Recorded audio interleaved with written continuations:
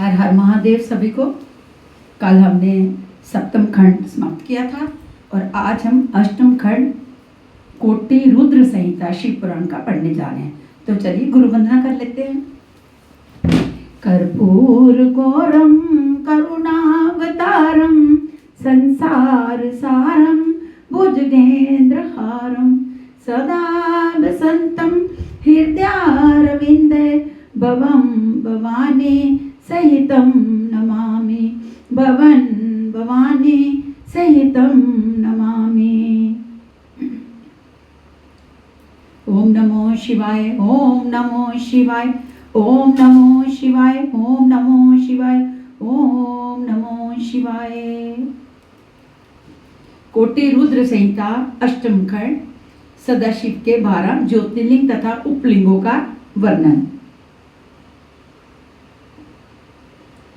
सौराष्ट्र में सोमनाथ श्रीशैल पर मल्लिका अर्जुन, उज्जैन में महाकाल ओंकार में परमेश्वर, हिमालय में केदारेश्वर, डाकिनी में भीमशंकर, काशी में विश्वनाथ, गोमती नदी के तट पर श्री त्र्यंबकेश्वर, सेतुबंध में रामेश्वर ज्योतिर्लिंग हैं। जो प्राणी प्रातः काल उठकर नित्य इसका स्मरण पूजन वंदन करते हैं उनके सभी पाप नष्ट हो जाते हैं। इन ज्योतिर्लिंगों पर चढ़ाया हुआ नैवेद्य खाने में कोई दोष नहीं। इनके प्रसाद भक्षण से सभी पाप भस्म हो जाते हैं। जो भी मनुष्य इनमें से एक का भी पूजन करता है उसका पुनर्जन्म नहीं होता है। इनकी महिमा ब्रह्मा विष्णु आदि भी वर्णन नहीं कर सकते। अब इनसे उत्पन्न उपशिवलिंगों की कथा सुनिए। समुद्र तथा पृथ्वी के मिलाप वाले स्थान पर सोमेश्वर जी से उत्पन्न अत्रकेश नामक उपलिंग है जो मल्लिकार्जुन से प्रकट हुआ। उपलिंग रुद्रेश्वर नाम से प्रसिद्ध है। वह वृक्कक्ष देश में संपूर्ण प्राणी को सुख देने वाला है। नर्मदा नदी के तट पर महाकाल से दुग्ध देश उत्पन्न हुआ है। अहंकार से प्रकट हुआ कर्दवेश्वर शिवलिंग बिंदु सरोवर में उत्पन्न हुआ है। ये सभी मनोरथ पूर्ण करने वाला है। केदारेश्वर नामक लिंग से भूतेश्वर उपलिंग प्रकट हुआ है। ये यमुना किनारे स्थित है। इसका दर्शन पूजन करने से सभी पाप नष्ट हो जाते हैं। भीम शंकर से उत्पन्न शिवलिंग से भीमेश्वर उपलिंग प्रकट हुआ है। ये संत्य पर्वत पर विद्यमान है। नागेश्वर का उपलिंग भूतेश्वर है। ये मल्लिका सरस्वती के तट पर है। गुश में से व्यागेश्वर नामक उपलिंग की उत्पत्ति है। ये सभी लिंग तथा उपलिंग पापनाशक तथा मनोरथ पूर्ण करने वाले हैं। अनुसूया तथा अत्रि कथा। सूत जी बोले, हे मुनियों, ब्रह्मा जी की नगरी में एक पर्वत है। वहां पर श्री ब्रह्मा जी ने मत्गे नंद नामक शिवलिंग की स्थापना की थी। वह सभी प्राणियों को संपत्ति देने वाला है। उससे पूर्व दिशा के मनुष्यों के मनोरथ पूर्ण करने वाला कोडिया नामक शिवलिंग है। पापनाशनी गोदावरी के तट पर पश्चिम को और पशुपति नामक शिवलिंग है। वहां से दक्षिण की ओर लोकहितकारी सती श्री अनुसूया जी को अन्न देने वाला अत्रीश्वर शिवलिंग है। ब्रह्मा जी के पुत्र अत्रि जी ने अपनी पत्नी अनुसूया को साथ यहाँ महान तप किया था। एक समय बारिक काल पड़ा। अंजन का अभाव हो गया। भूख से प्राणी मरने लगे। पेड़ पत्ते फल कुछ ना रहा। पत्नी ने कहा कि हे पतिदेव जी, इन प्राणियों का दुख अब देखा नहीं जाता, अतः इनके दुख को दूर करने का कोई उपाय सोचिए। तब अत्रि जी प्राणायाम द्वारा वायु ब्रह्मांड में रोककर शिव ध्यान में मगन हो गए। सभी शिष्यगण ये देखकर भूख प्यास से व्याकुल होकर भागे। केवल अनुसूया जी उनकी सेवा में लगी रही। उसने वहां शिव की पार्थिव प्रतिमा स्थापित करके नियम पूर्वक उनका पूजन किया। मानसोपचार द्वारा नित्य प्रति तथा शिव का पूजन करके परिक्रमा करने लगे। उन महाशक्ति के प्रभाव से महादेव जी देव ऋषि आदि के साथ वहां आए। तभी गंगादी नदी में उनके दर्शनार्थ आए। सभी ने उनकी प्रशंसा की। फिर शंकर भगवान अपने संपूर्ण अंशों से वहां उपस्थित रहे। अनीश्वर की महिमा का वर्णन। इस प्रकार अत्रि मुनि को तप करते हुए बहुत वर्ष बीत गए। समाधि से जागने पर उन्होंने पत्नी से कहा, हे प्रिय, मुझे तो जोरों से प्यास लग रही है, कहीं से जल लाओ। ये सुनते ही पति भक्त अनुसूया जल लेने के लिए कमंडल लिए हुए वन में चल पड़े। जल को इधर उधर तलाश करने लगी। ये देखकर गंगा जी उनके पास आई और बोली, हे देवी, मैं आपसे प्रसन्न हूँ। मैं आपके दर्शनार्थ आई हूँ। मैं तुम्हारा हित करना चाहती हूँ। कुछ वरदान मांगो। ये सुनकर गंगा जी को हाथ जोड़कर नम्रता पूर्वक अनसुईया जी ने कहा, हे देवी, यदि आप मुझसे प्रसन्न हैं तो प्रथम मुझे इस कमंडल में जल भर कर दो। गंगा जी बोली, हे कल्याणी, आप पृथ्वी में एक गड्ढा खोदिए। पृथ्वी में एक गड्ढा खोदिए। उसने ऐसा ही किया। फिर गंगा जी उसी में समा गई। अनसुईया जी ने विस्मित होकर अपना कमंडल जल से भर लिया और फिर बोली, हे पतित पावनी गंगे, जब तक मेरे पति देव यहाँ आकर आपके दर्शन ना कर लें तब तक आप क्रियापूर्वक इसी स्थान में विराजमान रहें। फिर अनसुईया जी द्वारा शीतल मधुर जल पीकर अति प्रसन्न हुए। वे अनसुईया जी के कहने पर उनके साथ वहां गंगा जी के दर्शन हेतु गए। वहां गंगा महारानी अपनी तरल तरंगों से लहराती हुई दिव्य दर्शन दे रही थी। महर्षि ने उनकी धन्य धन्य कहकर स्तुति की। पति पत्नी ने वहां स्नान किया। उसी समय गंगा जी की इच्छा पूर्ण हुई। फिर गंगा जी ने दोनों से जाने की आज्ञा मांगी। ये सुनकर अनसुईया जी ने नम्रता पूर्वक कहा, हे गंगा जी, यदि आप सचमुच मुझ पर प्रसन्न हैं तो मेरी ये अभिलाषा पूर्ण करें। आप इसी तपोवन में विराजे, स्थिर होकर यहीं से आपका प्रवाह चले। अत्रि ने प्रार्थना की कि हे देवी, हमारे तप में सहायक होकर आप यहीं विराजें। इस पर गंगा जी ने अनसुईया से कहा, यदि आप मुझे यहीं रखना चाहती हैं तो मेरी एक इच्छा पूर्ण करो कि आपने अपने पति देव के लिए तो जो शिवार्चन किया है उसमें से 1 वर्ष का फल मेरे लिए अर्पण कर दें। अनसुईया ने 1 वर्ष का शिव पूजा का फल गंगा जी को अर्पण कर दिया। गंगा जी वहां ही विराजमान हो गई।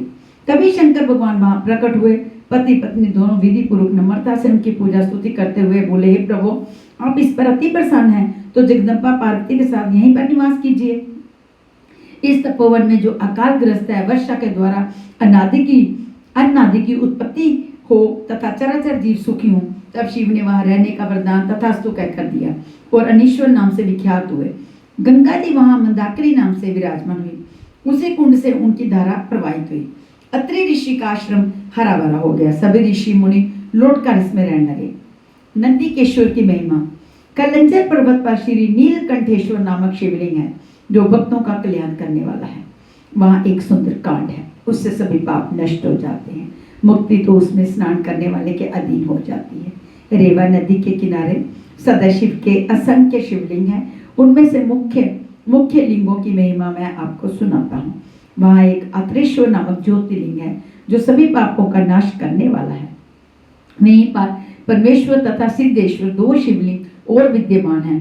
पवित्र रेवा के तट पर तिक्षोर ईश्वर, रामेश्वर, पुंडरीकेश्वर और मंडेश्वर नामक शिवलिंग भी है। इसी प्रकार नर्मदा नदी के किनारे धुंधरेश्वर, ललेश्वर, कुंभेश्वर, सोमेश्वर, नीलकंठेश्वर, मंगलेश्वर आदि शिवलिंग है।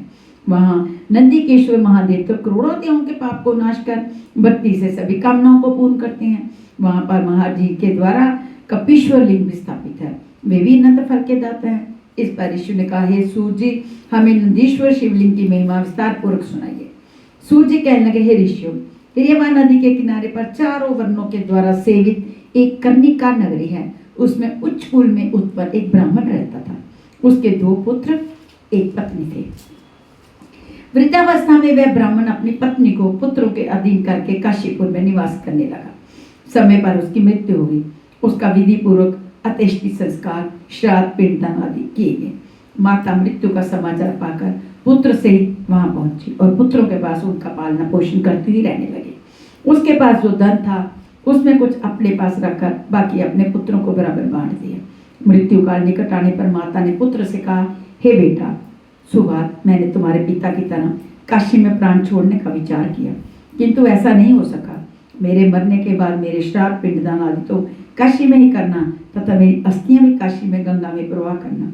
तब सुबात नामक उस पुत्र ने माता को विश्वास दिलाते हुए कहा, माता जी आप निश्चिंत रहें, ऐसा ही होगा।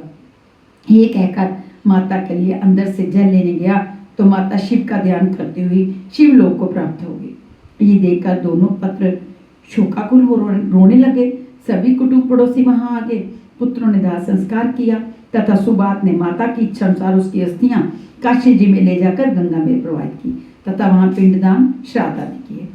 मार्ग में सुबात ने 20 योजन मार्ग तय करके सूर्यास्त के समय किसी ब्राह्मण के घर में रात व्यतीत की। प्रातः उठकर अधिक थकान होने के कारण संध्या वंदन तथा पूजा करने के बाद अपने अनुचर से साथ ये दिन भी वहीं व्यतीत किया। रात्रि आने पर एक अद्भुत बात दिखाई दी। उस घर का स्वामी उस दिन शाम को घर से कहीं के लिए बाहर जाने को हुआ, कि उसे याद आया कि आज हमने गाय का दूध नहीं दुहाया। तब वह अपनी पत्नी से बोला कि बर्तन लाओ और खूंटे से बछड़ा खोलो। ये सुनते पत्नी ने पति को दूध धोने का पात्र लाकर दे दिया और बछड़ा खोलकर गाय के पास ले आई। कहीं बछड़ा अधिक दूध ना पी ले, ऐसा सोचकर बछड़े को गाय के थनों से हटा दिया गया। इस पर बछड़ा खूब उछलने कूदने लगा। ब्राह्मण के अधिक रोकने के प्रयत्न करने पर उसके पांव में ठोकर लगी। इस पर ब्राह्मण को अधिक क्रोध आया और वह बछड़े को खूब डंडे से पीटने लगा। इस पर गाय रोने लगी। ब्राह्मण ने बछड़े को मार पीट कर दूध निकाला और अपने कार्य के लिए चलता बना। गाय बछड़े के कारण अधिक दुखी थी, वह रो रही थी। ये देखकर बछड़े ने माता का धैर्य बंधाते हुए कहा, माँ तुम रो मत, धैर्य धारण करो। ये तो सब कर्मों का खेल है, जो जैसा करता है वैसा फल पाता है। मुझ निरपराध को मारने का फल इस ब्राह्मण को अवश्य मिलेगा। ये सुनकर गाय शोक में डूबकर कहने लगी, हे पुत्र, मैं बड़ी हतभागिनी हूँ, मैं तभी शांति पाऊंगी जब इस ब्राह्मण से बदला चुका लोगे। मेरी भांति ये भी दुख भोगेगा। बछड़ा बोला, हे माँ, हम लोग अपने पूर्व जन्मों के पापों का ही फल भोग रहे हैं, जो पशु होकर जहाँ नाना प्रकार के दुख पा रहे हैं। फिर भी यदि इस जन्म में हम इस ब्राह्मण को मारोगी तो पाप लगेगा। ये ब्रह्म हत्या तो महापातकों में है। इसलिए माता जी, आप धैर्य धारण कर शुभ काम करो, पाप कर्म में प्रवृत्त ना हो। ये सुनकर गाय बोली, हे पुत्र, तुम ज्ञान पूर्वक मुझे समझा रहे हो। तुम्हारा कहना बिल्कुल सत्य है, किंतु गाय को सताने का भी ब्राह्मण को दंड मिलना चाहिए ना। मैं प्रातःकाल इसका नाश कर दूंगी। ब्रह्म हत्या के पाप को भी मैं दूर करने का उपाय जानती हूँ। मैं वहां जाकर उस ब्रह्म हत्या का भी निवारण कर लूंगी। इस पर बछड़ा शांत हो गया। इधर वह सुबाब नामक ब्राह्मण, जो अपनी माता की अस्थियां काशी ले जाने वाला था, वहां गाय और बछड़े की सभी बातें सुन रहा था। उसने ये विचार किया कि मैं प्रातःकाल ये देखूंगा कि गाय किस प्रकार ब्राह्मण से बदला लेती है तथा किस प्रकार वहां जाकर ब्रह्म हत्या का पाप दूर करती है। प्रातःकाल घर के स्वामी ने अपने पुत्र से कहा कि मुझे किसी कार्य से बाहर जाना है, तू गाय दुह लेना। वह कहकर ब्राह्मण वहां से चला गया। तब ब्राह्मण पुत्र ने खूंटे से बछड़ा खोल दिया तथा गाय दुहने की तैयारी की। उस लड़के की माता भी वहां पहुंच गई। फिर रात्रि की भांति उस ब्राह्मण पुत्र ने भी बछड़े को पीटा। ये देखकर गाय को क्रोध आ गया। उसने दोनों सींग नीचे करके उस ब्राह्मण बालक की बगल में मार दिए, जिससे वह बेहोश होकर पृथ्वी पर गिर गया। उसकी माता ने बड़ा शोर मचाया। पड़ोसी भी जुड़ गए। उसका पिता भी भागा हुआ आया। पुत्र की दशा देखकर रोने लगा। थोड़ी देर बाद बच्चे के प्राण निकल गए। बड़ा हाहाकार मचा। गाय को डंडे से खूब पीटकर घर से निकाल दिया गया। गाय का बछड़ा भी पीछे पीछे भाग गया। ब्रह्म हत्या के कारण गाय का सफेद रंग काला पड़ गया। ये देखकर सभी लोग विस्मित हो गए थे। ये सब देखकर वह सुबाद नामक का पथिक भी विस्मित होकर उनके पीछे पीछे चल दिया। धीरे धीरे वह गाय नर्मदा के तट पर पहुंची, जहाँ नंदीकेश्वर विराजमान थे। गाय सीधी नर्मदा के जल में घुसने लगी। उसने नर्मदा के जल में गोते लगाए। उससे उसका काला रंग धुल गया। वह पुनः सफेद रंग की हो गई। सुबाद जी आश्चर्य देखकर विस्मित हुआ। उसने धन्य धन्य कहकर गाय को प्रणाम किया। वह नित्य कर्म करके काशी को चल दिया। गाय अपने पूर्व स्थान पर चली गई। काशी के लिए जाते समय उस सुबाद नामक ब्राह्मण को मार्ग में एक सुंदर युवती सर्वालंकारों से भूषित दिखाई पड़ी।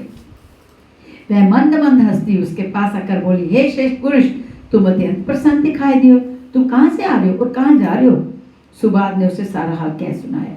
तब बताया कि अपनी माता की अस्थियां काशीपुर में जाकर गंगा में प्रवाह करने जा रहा हूँ, क्योंकि माया की मरते समय यही आशा थी। वह सुनकर युवती कहने लगी, अरे ब्राह्मण देव, तुम बड़े भोले हो और कहाँ भटकते हो? ये तीर्थ अत्यंत पवित्र है। अस्थियां इसी तीर्थ में प्रवाहित कर दो। यहाँ प्रतिवर्ष वैशाख शुक्ल पक्ष की सप्तमी विधि को गंगा जी भी आती हैं और आज वही पवित्र दिन है। तुम देर मत करो, अपनी माता की अस्थियां शीघ्र इसी में प्रवाहित कर दो। ऐसा कहकर वह युवती वहीं अंतर्ध्यान हो गई। वह सुनकर वह सुबाद अपने सेवक के साथ उस पवित्र नदी पर लौट आया तथा अपनी माता की अस्थियां गंगा जी की का ध्यान करके पवित्र तीर्थ के जल में प्रवाहित कर दी। उसने एक आश्चर्य में दृश्य देखा कि उसकी माता दिव्य देह धारण की उससे कह रही है कि पुत्र, तुम धन्य हो जो तुमने मेरी सदगति कर दी। तुम सदा सुखी रहोगे, तुम्हें धन धान्य की कमी नहीं रहेगी, तुम दीर्घ आयु वाले होंगे तथा तुम्हारा वंश वृद्धि को पाएगा। इस प्रकार उसकी माता उसे अनेक आशीर्वाद देती हुई शिव के परम धाम को विमान में बैठकर चली गई। सुबाद भी अपने घर गया। ऋषि बोले, हे सूत जी, आप हमें ये चरित्र सुनाने की कृपा करें कि गंगा जी प्रतिवर्ष वैशाख शुक्ल सप्तमी को नर्मदा नदी में किस कारण आती है। सूत जी बोले, हे ऋषि, एक ब्राह्मण था, उसके ऋषि नाम की पत्नी थी। वह नर्मदा के किनारे रहती थी। उसका पति तो पूर्व जन्म के पापों के कारण से तरुण अवस्था में ही मर चुका था। उस बाल विधवा ने इस नंदीकेश्वर महादेव जी की बड़ी भक्ति की। वह शिव के ध्यान पूजन भजन में तल्लीन हो गए। वह पार्थिव लिंग बनाकर तपस्या करती थी। उन्हीं दिनों एक दुष्ट असुर उधर आ निकला। वह अत्यंत बलवान और मायावी था। उसने बाल विधवा तपस्विनी को देखा। वह उसके रूप पर मोहित होकर उसे नाना प्रकार के लोभ देने लगा। वह माया के द्वारा उसके निकट जाकर प्रलोभन देने लगा। उस दुष्ट ने कामांधी होकर अपनी वासना की तृप्ति के लिए उससे कहा। उस तपस्वी ने अपना ध्यान उससे हटा लिया और उसकी ओर देखा तक नहीं। दुष्ट ने उसे माया द्वारा भयानक डरावने रूप दिखाए और उसे पकड़ने को दौड़ा। तब वह दौड़कर शिव मूर्ति से जाकर चिपट गई और अर्थ होकर शिव से प्रार्थना करने लगी। उसकी प्रार्थना से करुणा वत्सल हाथ में भयानक त्रिशूल लिए हुए उसी मूर्ति से प्रकट हो गए और उस दुष्ट असुर को वहीं भस्म कर दिया। फिर उस कल्याणी तपस्विनी को सौम्य रूप में दर्शन देकर मन चाहा वरदान मांगने को कहा। वह ब्रह्मांडी हाथ जोड़कर प्रार्थना करने लगी तथा बोली, प्रभु, आप शरणागत वत्सल तथा भक्तों के रक्षक हैं। आपके चरण कमलों में मेरा बारंबार प्रणाम है। हे जग मंगल कारक, आप मुझ पर प्रसन्न हैं तो आप इसी पार्थिव मूर्ति में सदा विराजे और आपके चरणों में मेरी भी भक्ति दृढ़ रहे। शिव ने कहा, देवी, तुम्हारी अभिलाषा जरूर पूर्ण होगी। इधर पतित पावनी गंगा जी भी लहराते हुए दिव्य रूप धर वह ब्रह्मण्य के पास आकर बोले, हे कल्याणी, मैं तुमसे अत्यंत प्रसन्न हूँ। मैं प्रतिज्ञा करती हूँ कि प्रतिवर्ष वैशाख की शुक्ल पक्ष की सप्तमी के दिन यहाँ आया करूँगी, क्योंकि यहाँ सदा शिव का निवास हो जाए, वहाँ मेरा आगमन परमावश्यक है। इतना वचन सुनकर ब्रह्मांडी परम आनंदित हुए। भगवान शिव तभी से इस पार्थिव लिंग में विराजमान हुए। तभी से वैशाख शुक्ला सप्तमी के दिन वहां गंगा जी आने लगी। तभी से ये तीर्थ नंदीकेश्वर नाम से प्रसिद्ध है। चंडाली की मुक्ति। चंडाली पूर्व काल में एक ब्राह्मण कन्या थी। उसका नाम सोमिनी था। जब वह विवाह के योग्य हुई तो उसके पिता ने शेष ब्राह्मण के साथ उसका विवाह कर दिया। विवाह के बाद वह भोग विलास में पड़ गई। उसके रात दिन भोग विलास में पड़ने के कारण अपने पति को रोगी बना दिया। कुछ दिनों के बाद उसके पति की मृत्यु हो गई, किंतु उसकी भोग की लिप्सा ना छूटी। वह स्वतंत्र हो गई। अपनी कामना की तृप्ति के लिए वह वैश्या बन गई। ये देखकर उसके परिवार वाले उसकी चोटी को पकड़कर घसीटते घसीटते निर्जल वन में ले गए और वहां एकाकी छोड़ दी। वह उसी वन में घूमते घामते एक शूद्र के घर पहुंच गई। शूद्र उस युवती को देखकर कामासक्त हो गया। उस युवती को और क्या चाहिए था। वह उसी शूद्र की पत्नी बनकर रहने लगी। शूद्र के साथ मांस मद आदि का भक्षण करती हुई खूब विषय भोग करने लगी। वहां उसके एक लड़की भी हुई। एक दिन वह शूद्र कहीं बाहर काम से गया हुआ था कि रात के समय उसे मांस खाने की इच्छा हुई। तब वह मद्यपान का हाथ में तलवार लेकर एक मेढे को काटने के लिए बाहर निकली। उसने उसके खीरक में गाय का बछड़ा तथा मेंढा दोनों पास पास बंधे थे। रात का समय था। मद्य का नशा उसे होश नहीं था, अतः भूल से उसने बछड़े को काट दिया। फिर उसे घर में लाई। तब देखकर उसने पश्चाताप किया, लेकिन मांस की लालसा तथा भूख ने उसे भूनकर खा लिया। समय पाकर उस दुष्टा की मृत्यु हुई। यमदूत उसे बांधकर यमलोक में ले गए। यमराज ने उसे गोहत्यारी समझकर अनेक यातनाएं दी।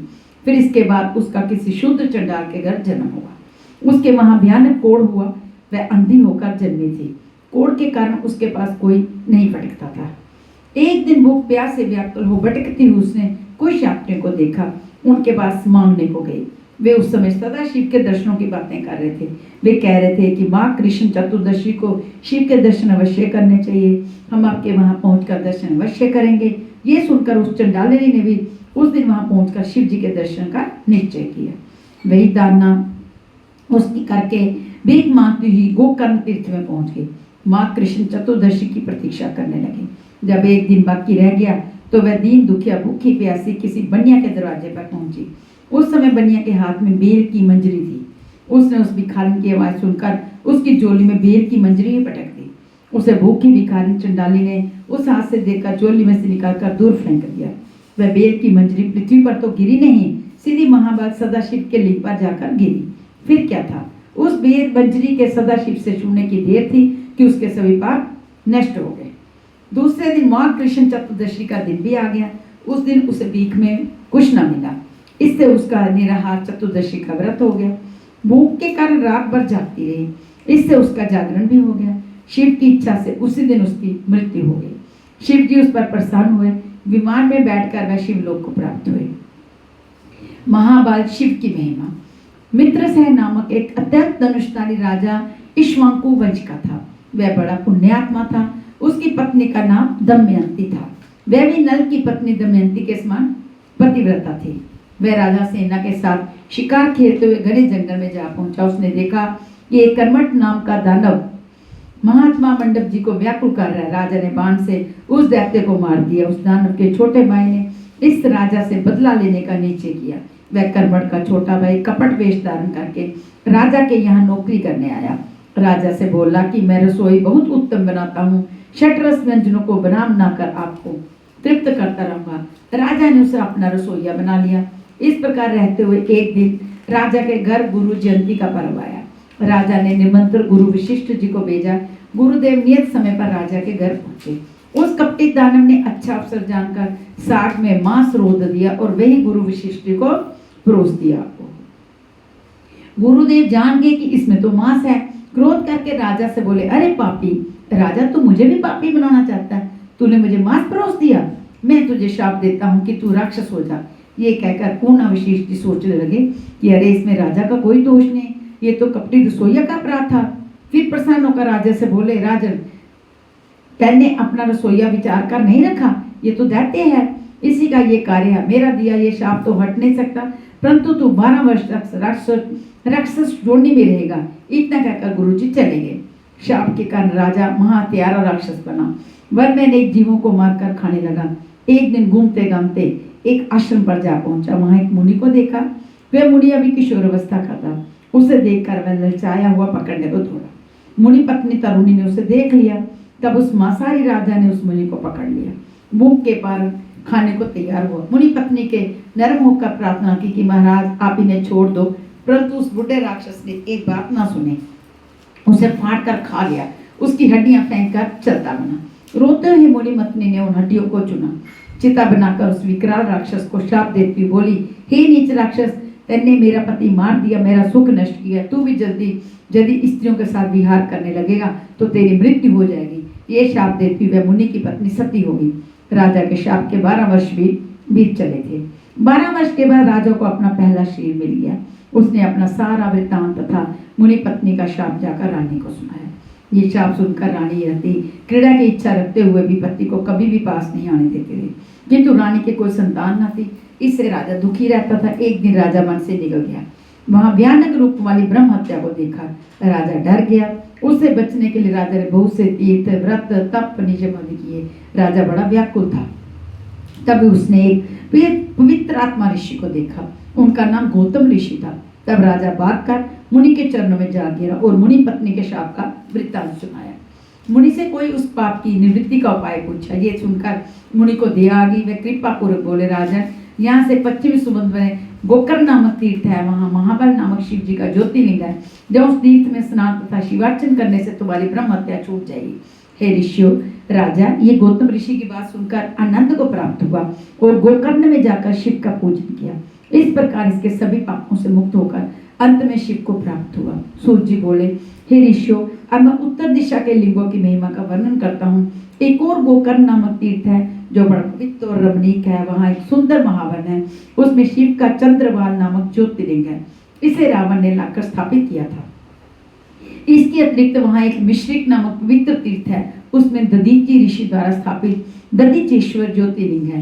तीर्थ यात्री वहां आकर शंकर जी का पूजन करके कृतार्थ हो जाते हैं। नैमिषारण्य में सभी ऋषियों के द्वारा स्थापित ऋषिश्वर नामक ज्योतिर्लिंग है। शिवलिंग के दर्शन मात्र से ही सभी पातक नाश हो जाते हैं। फिर हत्या नामक मुख्य तीर्थ है। वहां जहाँ अदापर नामक शिवलिंग है जो कि करोड़ों हत्याओं जैसे पापों का शमन करने हैं। देवप्रयाग में सभी पापों के नाशक ललितेश्वर शिव का ज्योतिर्लिंग है। नेपाल में सब प्रकार के मनोरथों को पूर्ण करने वाला केवल अपने शिव का ही दर्शन देने वाला पशुपतिनाथ नामक ज्योतिर्लिंग विद्यमान है। लिंग रूप का कारण।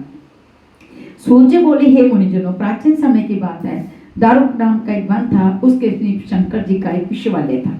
वहां शिव भक्त एक ऋषि तीनों काल शिव का पूजन तथा स्तोत्र द्वारा नित्य पाठ करते थे। एक बार जब वह ऋषि शिव का स्तोत्र द्वारा पाठ कर रहे थे, तभी उस दारुक वन में अनेक ऋषियों महर्षि हवन करने के लिए समदा लेने पहुंचे। तभी शंकर भगवान ने अपने भक्तों की परीक्षा लेने के लिए विकराल रूप धारण किया। वे नग्न होकर कामी पुरुषों की भांति हाथ में लिंग धारण किए वहां पहुंचे।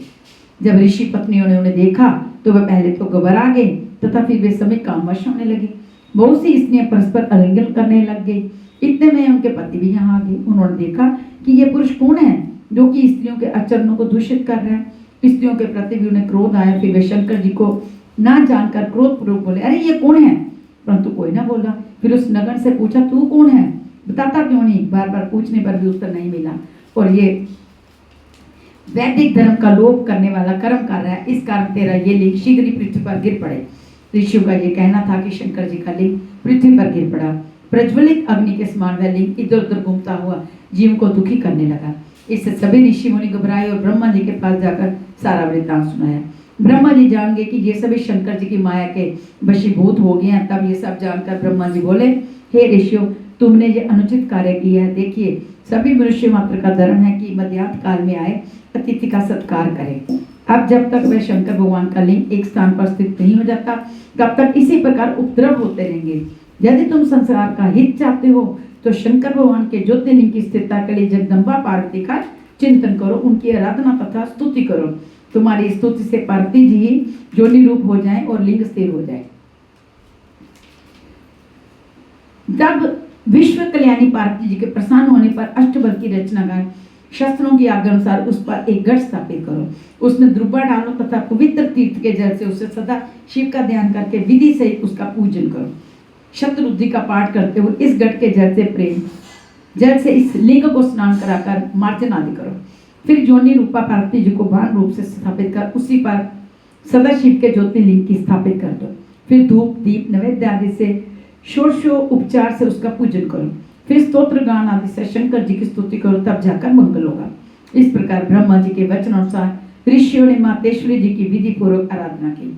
उनकी स्तुति से पार्वती जी योनि रूपा हुई और उस पर ज्योतिर्लिंग की स्थापना की। इसके बाद पूजन पाठ किया गया।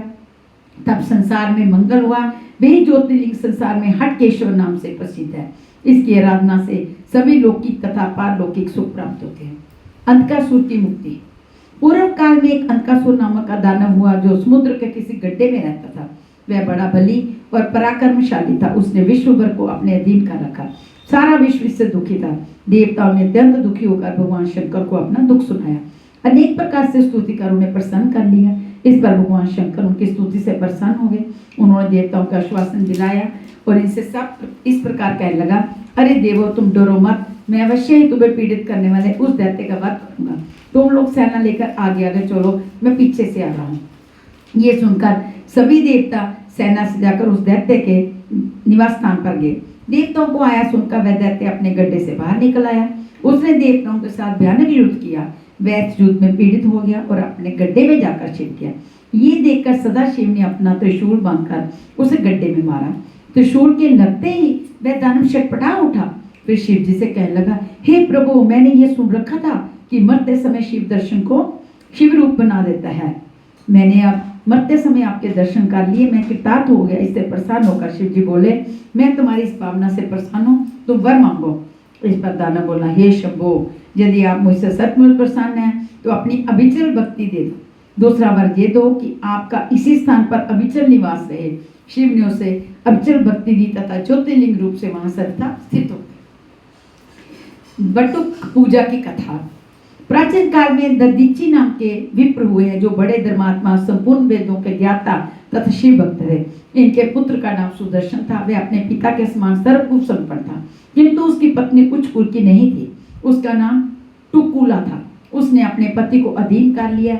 इसके गर्भ से 4 पुत्र उत्पन्न हुए। एक दिन सुदर्शन के पिता दधीची को अपने जाति वालों से मिलने के लिए किसी गांव में जाना था। तब उसने पुत्र को बुलाकर कहा, हे पुत्र, मुझे किसी कार्यवश गांव में जाना है, तुम शिव का पूजन करो।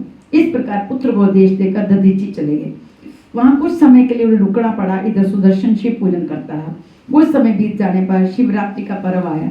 इस पर्व को तो सभी नर नारी उपवास करके शिव पूजन करते ही हैं। सुदर्शन ने भी विधि पूर्वक भगवान शंकर का दिन में अर्चन पूजन किया। रात्रि में उसे कार्यवश घर में जाना पड़ा। वहां उसकी पत्नी ने उसे कामासक्त कर लिया। फिर पत्नी के साथ काम क्रीड़ा में तत्पर हो बिना शुद्धि किए पुनः शिव पूजन करने लगा। सर्वांतरजामी शिव ने ये सब जानकर उसे पाप दिया। अरे मूर्ख, आज शिवरात्रि के पर्व को भी तूने स्त्री के साथ काम क्रीड़ा करके बिना शुद्ध हुए मेरी पूजा की है, इससे तू मूर्ख हो जा। इस शाप के कारण वह सुदर्शन जड़ के समान पागल होकर घूमने लगा। कुछ समय बाद जब दधीचि लौट कर आए तो सब वृत्तांत जानकर दुखित होकर बोले, अरे इसने अपना है कि आप अभी तो सारे कुल का ही सर्वनाश कर दिया, अब क्या किया जाए।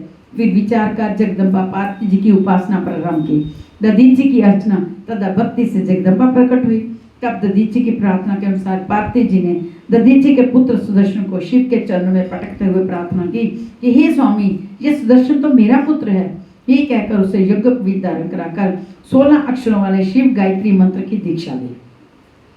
तब महेतेश्वरी गिरिजा की कृपा से सुदर्शन ने मंत्र के उच्चारण पूर्वक शिव का पूजन किया। इस प्रकार शिव पूजन से सदाशिव प्रसन्न हो गए और सुदर्शन से बोले, हे वत्स, मैं तुझसे प्रसन्न हूँ, मेरी तुम पर पूर्ण कृपा है। मेरे में समर्पण किए हुए धन, धान्य, घृत, तेल आदि सभी पदार्थ तेरे लिए हैं, तुम इन सबका उपभोग कर सकोगे।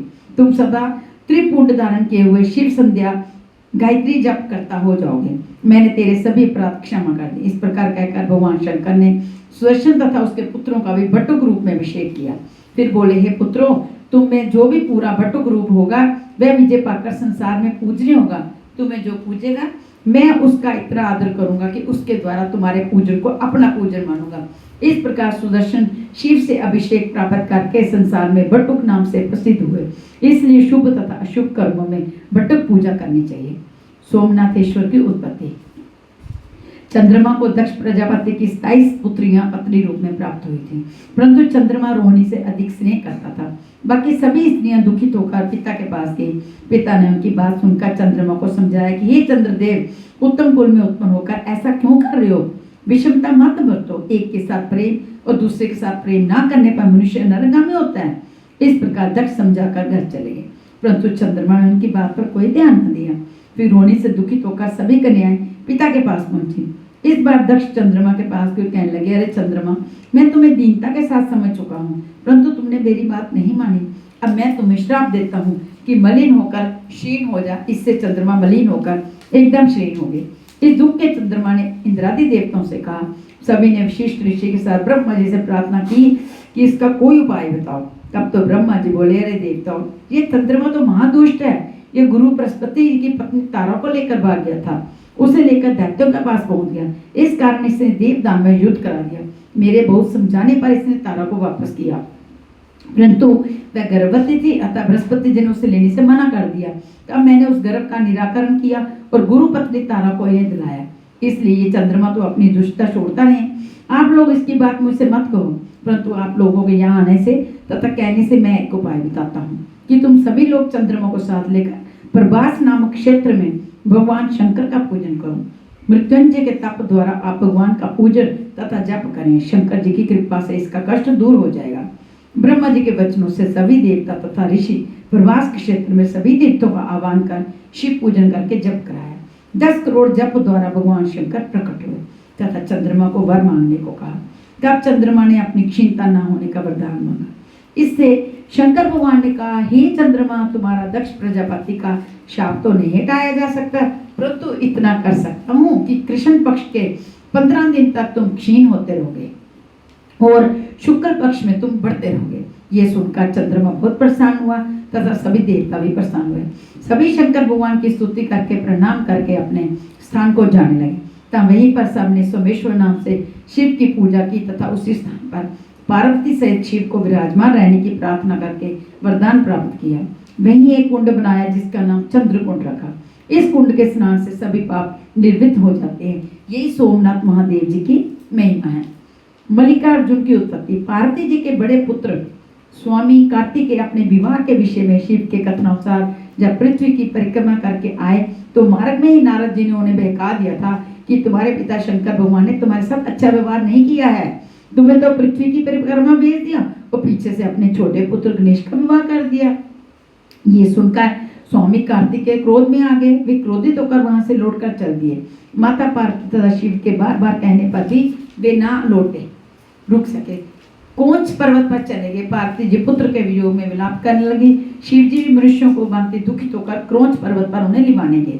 शिव पार्वती के आगमन के बाद सुनकर वे वहां से 100 योजन और दूर चले गए।